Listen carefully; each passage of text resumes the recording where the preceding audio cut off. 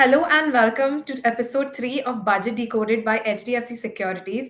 I am Preksha Shah, and as we continue decoding the Union Budget 25-26, today's discussion is all about taxes, what's changing, what's staying the same, and how it all impacts individuals and businesses. To help us break it down, we have a very special guest, Mr. Laxmikant Lokhande, Deputy Vice President of Investment Products at HDFC Securities. With his deep expertise, we'll navigate the key tax proposals, potential tax saving opportunities, and what investors should be watching out for. Mr. Lokhande, great to have you with us today. Thanks so much, Praksha. My pleasure. Okay, so let's address the main headline of the upcoming budget. Personal taxes always grabs the attention ahead of budget. So the big Yeah. question arises, will the government tweak income tax rate this time?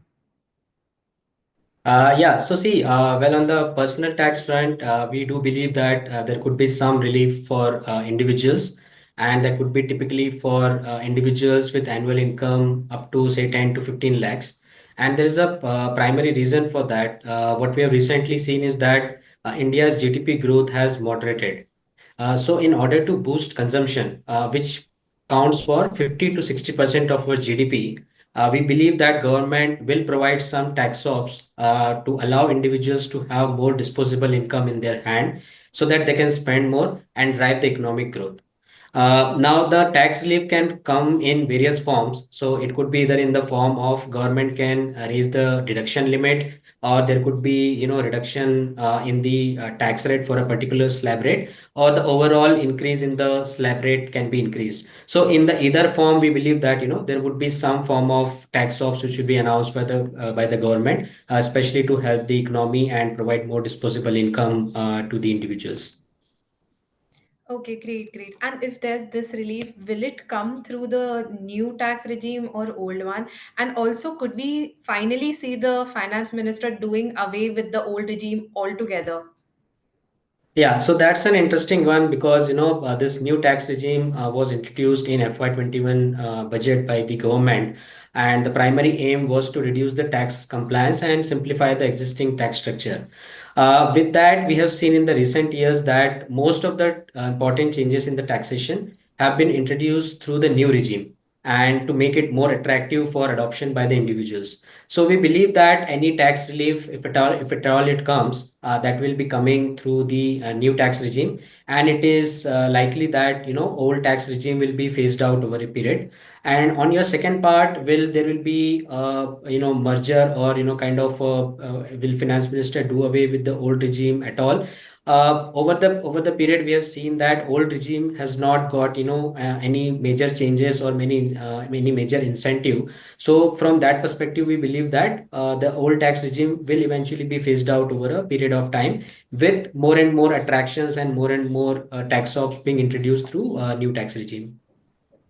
Okay, got it, great. And what about professionals and gig workers? Any specific incentives or tax breaks that could be on the table for them? So see, apart from whatever tax ops being announced for individuals, that would apply to professionals as well in the sense.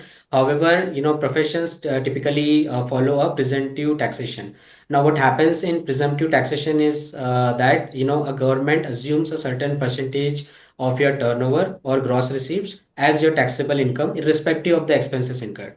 Now here government has defined certain limits. So for example, for professionals, that limit is 75 lakhs annual income. Now any increase in limit which happens beyond this particular limit, that will benefit the professionals.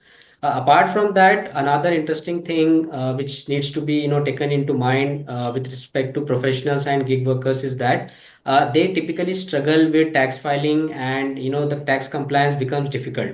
So in that sense, if government announces any ease of filing norms or compliance measures for these professionals and gig workers, that will also eventually benefit the professionals in terms of their tax compliance, tax filing, and ease of overall taxation norms.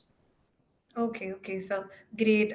Coming to personal finance, so taxation on various asset classes have seen quite a few changes in the recent years. Yeah. So, like from an investor's perspective, what can investors expect from this budget, and are there any expected changes to the taxation of mutual funds and direct equity investments? So yeah, as you rightly pointed out, in the last, especially in the last budget and the previous year, we have seen many tax changes coming into picture, mostly for the various asset classes, and some of them include last year we saw increase in long-term capital gains and short-term capital gains rate for direct equity and mutual funds, wherein your LTCG was increased from 10% to 12.5%, and STCG was increased from 15% to 20%. There was a reduction in holding period for the classification of LTCG and STCG across asset classes, apart from obviously the non-equity, as in apart from equity instruments. So there was a reduction in holding period from 36 months to 24 months for asset classes like fixed income instruments, gold, real estate, and other non-equity instruments. Importantly, there was a change in removal of indexation benefit. Now, indexation benefit basically allows your cost of investment to be adjusted against inflation. Now, that was another big change, with the removal of the indexation benefit. And prior to this particular budget, last year's budget, there was a change in the taxation of debt mutual funds, wherein irrespective of the holding period, the taxation was marginal taxation, that is as per the tax bracket of individual, and that was an important change. Along with that, the indexation benefit was removed last year. So these were some of the key changes in taxation, and we believe that government may further rationalize the taxation rates and holding period norms to simplify the taxation compliance and ITR filing.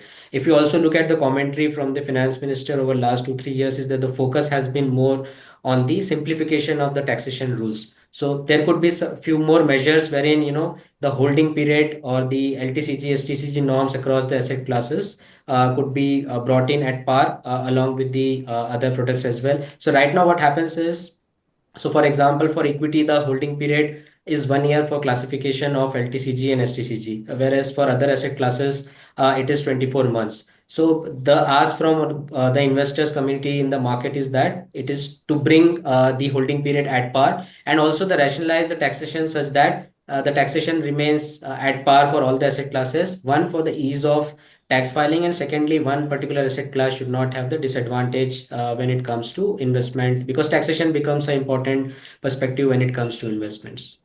And on your second question, any specific changes to the taxation of mutual funds and direct equity investments? We just saw, large changes in the direct equity taxation. So probably this year could be a status quo. However, with respect to taxation of mutual funds, hybrid mutual funds is one category wherein the taxation lies somewhere between equity and fixed income. So there could be some rationalization on that aspect. Got it, sir. And sir, could we see any further changes specifically in how debt funds and fixed income securities are taxed? So as I just explained, last 2 years have seen, sweeping changes to the debt mutual fund taxation. Now, one change was the removal of the holding period, wherein earlier there was a 3 year of LTCG and less than 3 years holding period. The STCG used to apply. Now, any investments done after 1st April 2024 basically has marginal taxation, and basically then there is no concept of holding period here. Any investment, so sorry, the any investment which is done after 31st March 2023, so last 2 years whatever investments have been done, that classify for marginal taxation irrespective of holding period. Secondly, in last budget there was a removal of indexation benefit. So now the mutual fund industry has been asking for at least the restoration of the indexation benefit in debt funds. And as I previously explained, indexation basically allows you to adjust your investment cost against inflation, which results in your lower tax liability. So that is one important change which may come in from the mutual fund perspective, if finance minister listens to the industry demand. Got it, got it. Yeah. Great, Mr. Lokhande. Thank you so much for your valuable insights. This has been incredibly informative discussion. And with that, we wrap this special series of Budget Decoded by HDFC Securities. We hope these episodes have helped our investors navigate the key takeaways from Union Budget 25-26 and make more informed investment decisions. Thank you for tuning in, and as always, happy investing. Thank you for having me. Thank you, Yeah, sir. yeah, Thank you yeah, so much. yeah. Investment in securities market are subject to market risks. Read all the related documents carefully before investing.